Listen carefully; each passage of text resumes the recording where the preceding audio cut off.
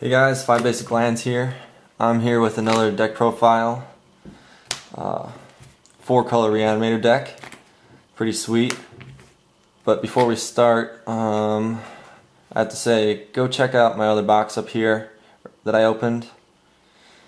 Probably around $150 in cards. That's how good it was. Go check it out, and in the future I'll have a video of me playing this deck right here with the Go Mill Yourself deck. So subscribe for that. Here we go. 5-color Reanimator. This deck can be kind of slow if you don't get one card that makes it really good, but there's a lot of cards that basically give you that card that I'm talking about. Well, I'll get into it. Here we go. Gideon Jura. Really good card. I'm shaking, I don't know why. Check it out. Pretty good. It basically stalls the deck a little bit so that you can get your boss creatures out. And its finisher is really good. It doesn't cost anything, and it can be a 6/6. So that's really good. And its -2 ability is pretty good too. So that's that. Let's go into Arcana Justice. This is basically a really good card. It can be searched out with Reanimator cards that are in here, and it's decent. Just read its effect. It's a boss. Sunblast Angel. This is basically just a wipe card, and it's a creature that's with flying, a 4/5 with flying, and it's only a 6 cost wipe card. That is really good. You gotta have it in this deck basically. And this card. The deck runs off of this card. Once you get this card out, you are almost guaranteed to win. Ignore that. Okay, well, or not ignore what I said, but ignore the background noise. And Swamp Walk. But this card is a boss. This card just gives out more of this, gives out more of anything else in the deck, and 2 of it is really essential. You could almost run 3 if you wanted to, but you definitely need this card in the deck. This is just another good card to run in the deck. You can just search it out with Sheoldred or another card that I'll show you in a minute, and it's just really good. I don't know what to say about it. Intimidate, and it's a 5-drop. It's kind of specific, but it's pretty good. You'd want to run it. And here's another creature that's just wipe. It does -2/-2 to your opponent's creatures, which can basically kill probably 3 or around 3 creatures, depending on what they have. But with its second ability, you basically had them lose 6 life when it comes out, and it's a 6/5, so that is really good. Yeah, and Sheoldred, if you brought this out with Sheoldred, you're gonna basically win, unless they have just top deck something that's gonna wipe the entire field, and then you could probably just bring everything right back in a little bit. But these cards are really good. And Merfolk Looter. This card, I have this in my Mill Yourself deck, and you could see how this would play in. You would draw a card that you don't want. Say you had a card that would bring back one of these creatures, and you discard it to the grave, and you get another card instead. And so you can just play off of that, and it's really good. You gotta have this in the deck. And it's a 2-drop, surprisingly, even though it's only a 1/1, but this card can be one of the best cards in the deck. This card right here, Chancellor of the Spires, it's not the greatest, but like if you got it in your beginning hand, that you really don't play it for that effect, really, but it can be helpful. But its second ability to play off other instants, you can play off their Doomblades, you can play off anything. I've had this done to me many times. Been very annoying. And it's really good. You can target this with Sheoldred, and then you're gonna totally win. There's really no way to get around this card because it's that good. You could just target, like, destroy all their artifacts with like another card in the deck, or I don't know, it's really good. You could see how that would play in. And this card, just think about how many boss creatures in the deck and then having them not cost anything with this second ability.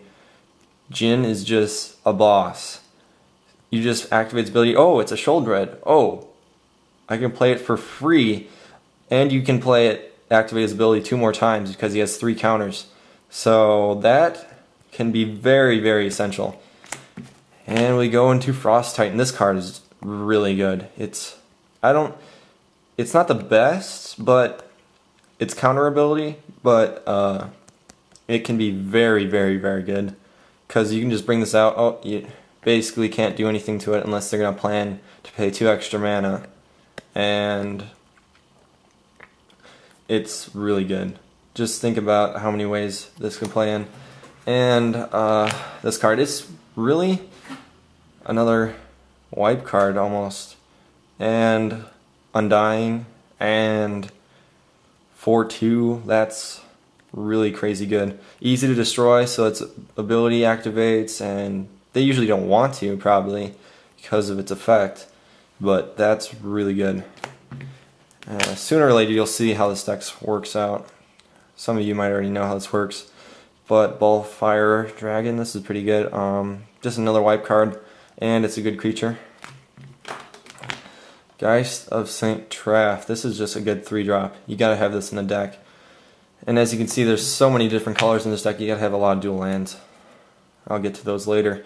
But this card right here, Grimgrin, just another really good boss creature to target with more Shoulder or another card that I'll get to in a minute.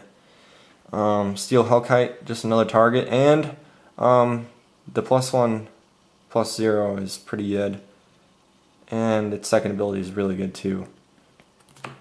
And then here's another one of those cards that I was talking about. You may put a creature card from your hand onto the battlefield.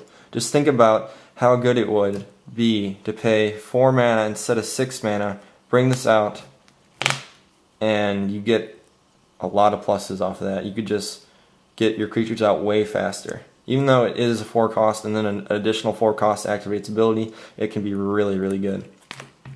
Tragic Slip, more wipe, and Morbid ability is unstoppable almost. That's really good. You gotta have it, and it's only a 1 mana cost too. Pretty good. And this card basically gets all your creatures that you want, 4 of them, in the graveyard. Like, you could just have Shoulder go to the graveyard and then play the next card that I'm going to show you, Unburial Rites.